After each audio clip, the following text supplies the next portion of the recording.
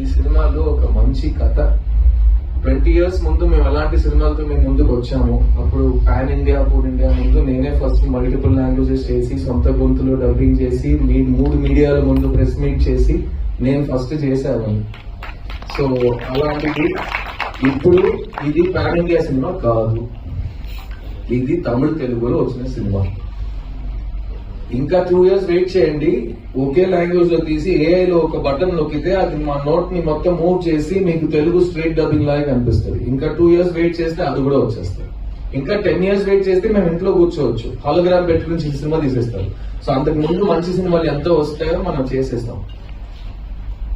ఈ miss you cinema ఒక తమిళ Telugu film, మన నేటివిటీకి తగ్గట్టుగా ఇప్పుడు ఉన్న యూత్ కి. ఒక పెద్ద మనిషి నాతో చెప్పాడు, మీరందరూ ఫ్రెష్నెస్ కొత్తగా చేయాలని వెతుకుతూనే ఉంటారు, కానీ మీకు ఒకటి తెలుసా, నాకు ఏజ్ 90 అయింది. ఒకే సినిమాని 20 years ఒకసారి మళ్ళీ తీస్తూనే ఉండాలి. ఎందుకంటే నువ్వు లవ్ స్టోరీ తీస్తున్నావు అంటే ఆ టైంలో 18 to 30 ఉన్న వాళ్ళు యూత్ అనుకుంటారు, వాళ్ళకి లైఫ్ లో ఇలాంటి లవ్ నేను చూడలేదని అనిపిస్తుంది.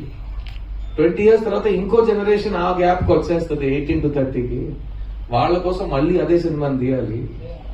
ఎందుకంటే ప్రేమనే ఒక్కొక్క జనరేషన్ కి మీరే నేర్పించాలి, మీరే కరెక్ట్ గా ఒక క్లాస్ తీసినట్టు చాలా అందంగా చూపించాలి. So old wine and new bottle అంటారు కదా, వైన్ ఇస్ వైన్, తాగితే ఎక్కేస్తుంది.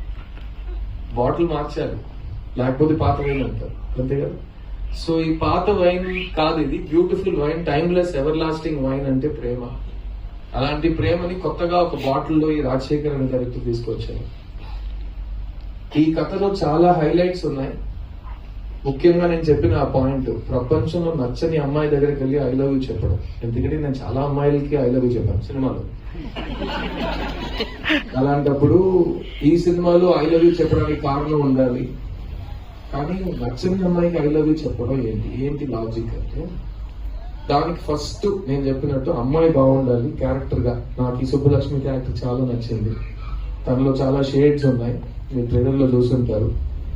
ఒకవైపు చాలా క్యూట్ అండ్ బబ్లీ గర్ల్ గా మన సినిమాల్లో మనం క్రియేట్ చేసిన ఒక ఇమేజ్ ఉంటుంది, కానీ ఇంకోవైపు ఒక సెన్సిటివ్ ఇండిపెండెంట్ అమ్మాయి కూడా ఉంది. అండ్ ఆ అమ్మాయి కాస్టింగ్ విషయానికి వస్తే, Ashika Ranganath first audition tape కానీ తను కన్నడలో కానీ తెలుగులో చేసిన సినిమాలు, ఆ మెయిన్ గా తను చేసిన డాన్స్ నాకు ఉత్తిగానే నచ్చింది. అండ్ ఆశికా రంగనాథ్ ఈ సినిమాలో మీ ముందు వచ్చే ముందు ఆల్రెడీ ఇక్కడ తెలుగు ప్రేక్షకులతో, ఎస్పెషల్లీ కుర్రోళ్ళ దగ్గర ఒక చాలా మంచి ఫాలోయింగ్ తెచ్చుకున్న ఒక అమ్మాయి. అండ్ ఈ సినిమా తర్వాత అబ్బాయిలు మాత్రమే కాకుండా అబ్బాయిల అమ్మాయిలు